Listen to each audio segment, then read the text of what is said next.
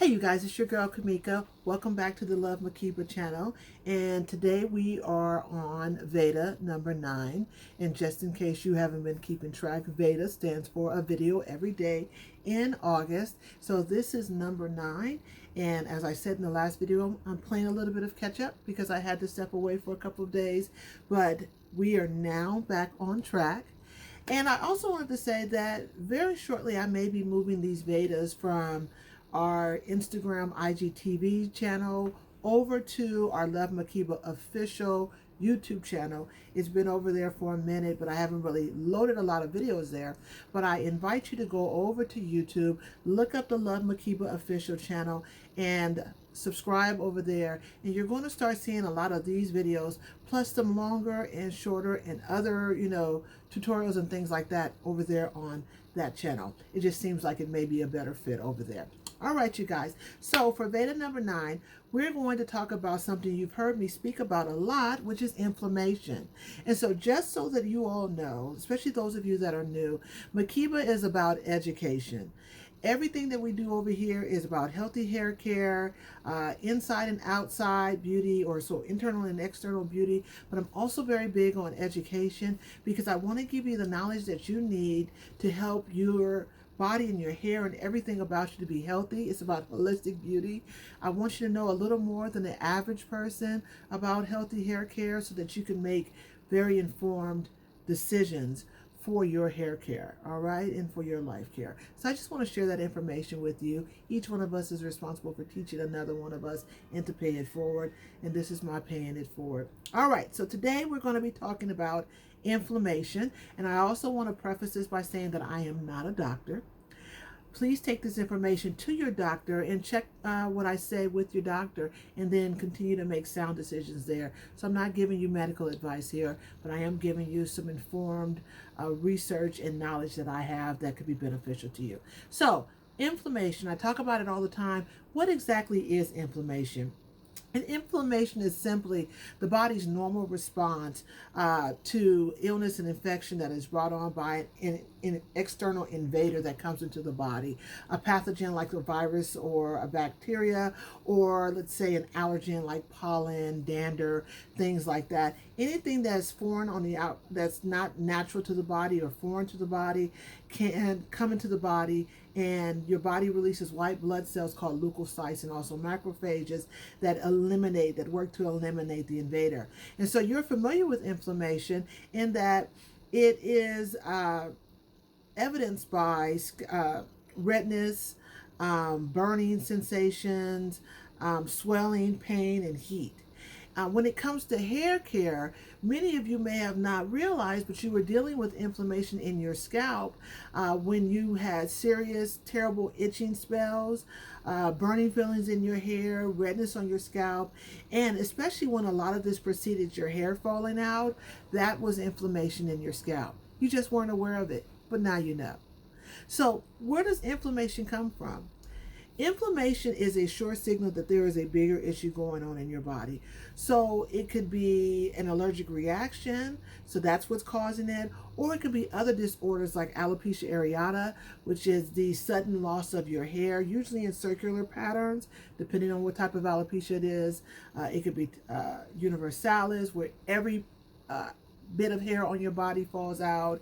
It could be totalis, where it's just completely all of the hair on your scalp falls out, but hair on the rest of your body remains. It could be arthritis, it could be lupus, and it could even be diabetes, among other things. So if you have inflammation, it's a sure sign that your body is not in balance. So don't look at just what's happening. Sit down and look inwardly. Go see your doctor to find out that there's something going on internally that could be causing this, especially if you're having recurrences of it. So how does inflammation affect our hair and our body? I've said this so many times. I actually have alopecia areata, and it gets triggered every now and then depending on my circumstances. So inflammation in your body can cause hair loss by shrinking what's called the infundibulum. That's a word, it starts with an I, which is actually just your hair sheath.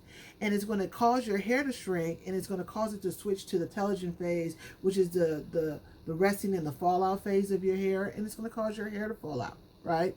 You see that happening a lot with women who have telogen effluvium, usually let's say after they've had a baby and their hormones have shifted, or you see it with people like me who have alopecia areata, where their hair suddenly starts to fall out and they may or may not know why.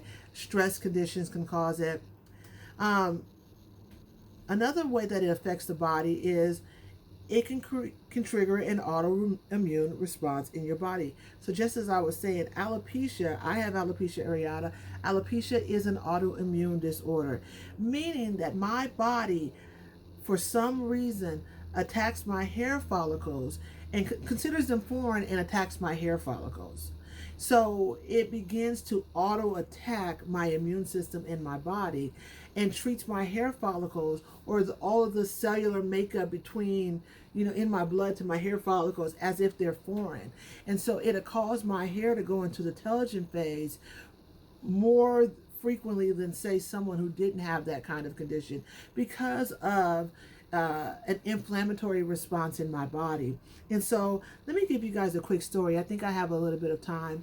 Years ago when I was a child, I had an atopic condition called asthma, right? I had very, very serious asthma. And my mother has had several autoimmune disorders before she passed. She had lupus, she had rheumatoid arthritis, she had fibromyalgia. So it was kind of normal for the next generation, even though we didn't develop or acquire any of those disorders or diseases, to develop something. And so as a child, I had childhood asthma very, very badly, and it caused my hair to just not growing as fully as it could have. Years later, I moved away from my parents' home, and all of the issues that I had in my childhood went away. I didn't have the allergies anymore. I didn't have the throat itching. You guys, we good for this. We good for that. That's an allergic response to pollen, dander, other things in the atmosphere, and possibly signs that there may be some inflammation forming in your body. When I moved away as an adult, all of that stuff went away. But when I came home after the passing of my mother and stayed in my family home for a little while, especially through the pollen season, like in the early spring, my hair, my skin, my body, my allergies, everything from my childhood rushed back to me. And now I've been really dealing with keeping all of the allergens out of the air in my house, out of my body, and getting that under control, and even working on the house to make sure that the environment is cleaner and better for me. But those kinds of things can cause chronic inflammation in your body that can ultimately cause your hair to fall out.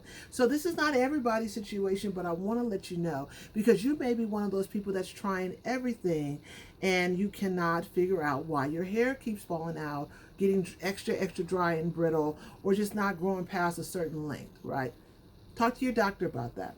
Now, let's wrap this up. How do we prevent inflammation?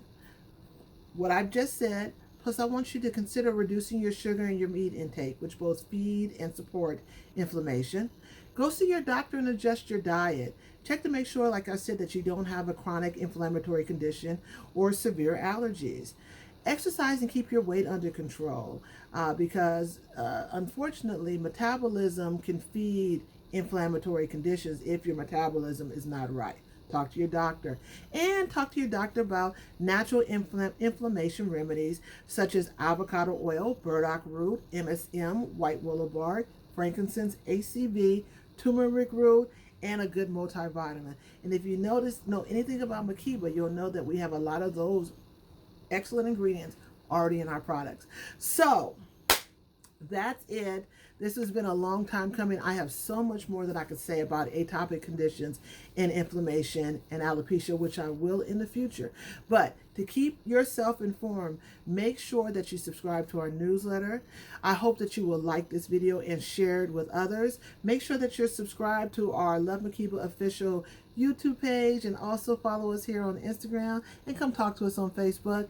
And if you have any more questions and need me to get a little more specific, make sure that you leave us a question down in the comment section. And of course, for great products, visit us at lovemakeba.com. I love you guys so much. I got one more to do to get on track, and I'm off to it. Love you. Mwah. Bye.